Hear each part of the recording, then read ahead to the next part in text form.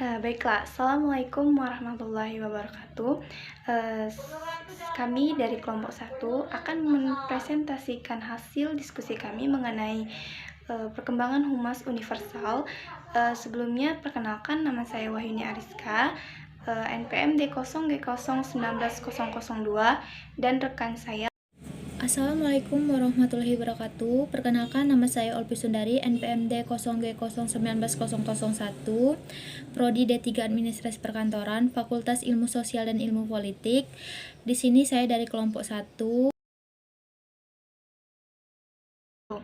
Baiklah, pada pembahasan materi kali ini, kami akan membahas mengenai humas sebagai bentuk komunikasi, perkembangan humas di dunia ketiga, beban khusus humas di negara berkembang, metode humas untuk dunia ketiga, kebutuhan humas dunia ketiga, dan yang terakhir adalah perkembangan kelembagaan humas di Indonesia.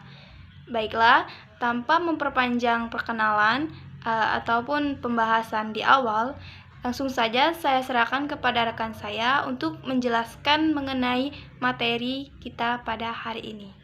Kepada saudari Olpi Sundari, dipersilakan.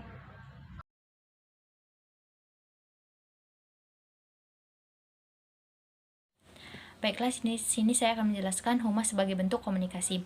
Bagi masyarakat awam, khususnya di Indonesia, apalagi di negara-negara berkembang lainnya, humas merupakan suatu bentuk bidang komunikasi yang baru muncul beberapa tahun yang lalu, katakanlah sejak Perang Dunia Kedua atau paling lama permulaan abad ke-20. Kalangan negara maju pun masih ada beranggapan keliru tentang sejarah humas. Terdapat begitu banyak definisi humas. Humas adalah suatu bentuk komunikasi yang berlaku terhadap setiap jenis organisasi, baik itu bersifat komersial maupun non-komersial, pemerintah dan swasta.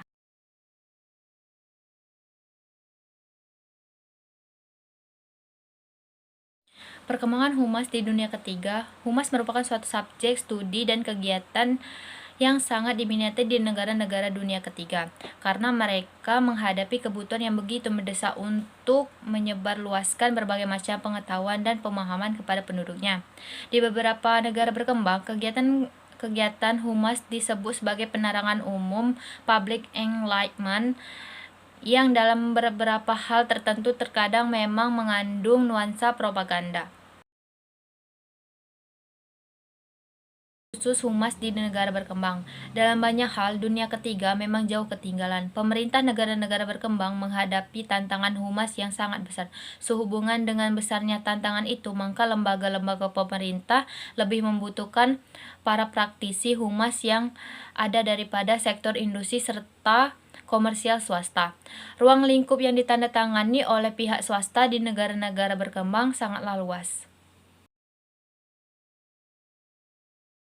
Di sini saya akan meneruskan dari pembahasan rekan saya, Olpi Sundari, di mana saya akan menjelaskan mengenai metode humas untuk dunia ketiga.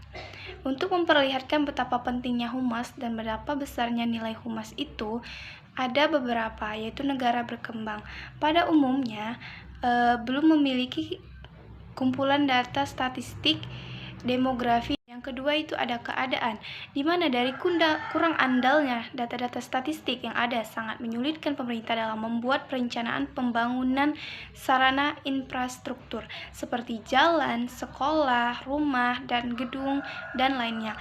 Kemudian itu berbagai penelitian sosial atau sosiologi, termasuk pula berbagai penelitian dari survei pasar juga sangat sulit dilakukan. Nah, berbagai macam masalah komunikasi di negara-negara dunia ketiga harus dipahami mengingat adanya hal penting seperti pertama, pengalaman sejarah mereka sama sekali berbeda dari yang dialami oleh negara-negara yang sudah maju. Yang kedua, tradisi dan pola kehidupan di masing-masing negara berkembang bersifat khas sesuai dengan kondisi-kondisi wilayah dan sejarahnya. Pembahasan yang kelima ialah kebutuhan humas di dunia ketiga. Kegiatan humas eksternal harus menggunakan media yang dapat diterima secara internasional. Penciptaan dan pembinaan komunikasi internasional merupakan tantangan yang cukup berat bagi praktisi humas di negara-negara dunia ketiga yang harus bersaing menghadapi teknik-teknik milik negara modern yang didukung oleh standar kreativitas dan kreativitas yang sangat tinggi. Dan yang pembahasan terakhir yaitu perkembangan kelembagaan humas di Indonesia. Nah, pertama, praktek humas dalam pengertian yang paling hakiki sudah ada di Nusantara sebelum kedatangan Belanda. Dan yang kedua, secara kelembagaan atau institusional, profesi humas diakui dengan sendirinya sejak terbentuknya Boku Humas atau Badan Koordinasi Hubungan Masyarakat pada tanggal 13 Maret 1971.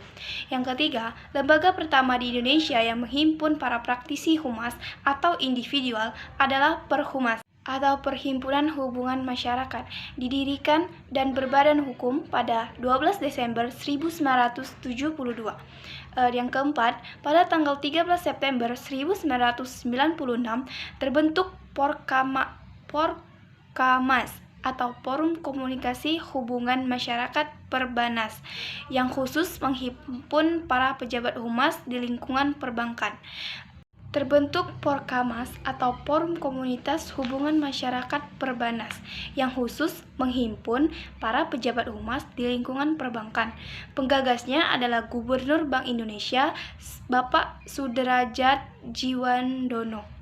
Yang kelima, sebelumnya perusahaan atau biro-biro konsultan humas telah membentuk asosiasi tersendiri pada tahun 1986 dengan nama APRI atau Asosiasi Perusahaan Public Relation Indonesia. Dan yang terakhir yaitu ada H3 atau Himpunan Humas Hotel yang terbentuk pada tanggal 23 Februari 1995 atau Jayakarta FR Club. Perkembangan kelembagaan humas ini turut memberi andil yang penting bagi perkembangan profesi